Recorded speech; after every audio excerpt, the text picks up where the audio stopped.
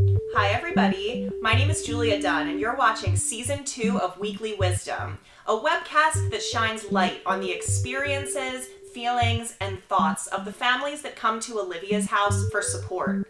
People always wonder, what goes on in the mind of a child after a loss? Why not just ask them? Let's see what this week's question is.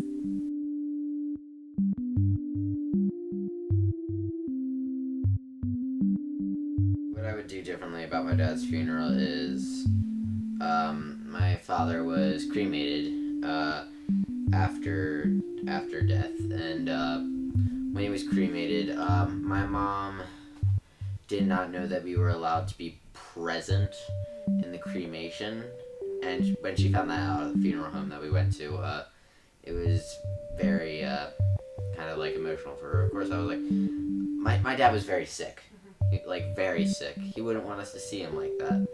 But still, at least saying goodbye and at least figuring out a bit sooner would have been nice. She was a not very solemn person. She was in a happy mood, and she always had positive things to say. And I feel like her funeral was just way too solemn for her. Yeah. She wasn't ever a very solemn person. She always had something witty or something like that to say. I feel it didn't really reflect her.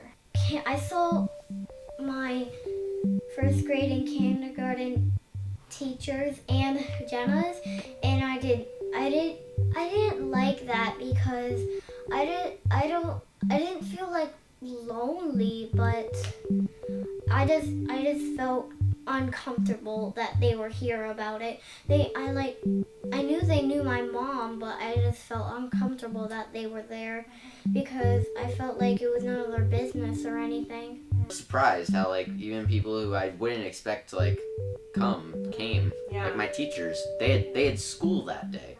They took their lunchtime to come and see me, and that really made me feel excellent. I think what would be better is if there was more colors and everyone was a bit more like not crying a lot, like it wasn't like some dark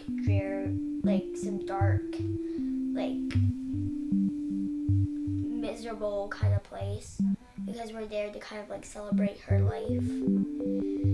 And I just wish that I spent more time around the casket looking at her and being more around her. You can see from these responses that everyone feels differently about how an ideal funeral should go. And what brings joy to one person may be uncomfortable for another.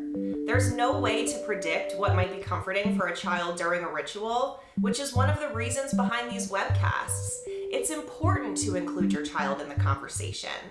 They will never forget the funeral of their loved one, just like the adults showed us last week. So give your child the gift of input when it comes to funeral planning. They will thank you for it. This has been Weekly Wisdom. I'm Julia Dunn. See you next week for another episode with the kids.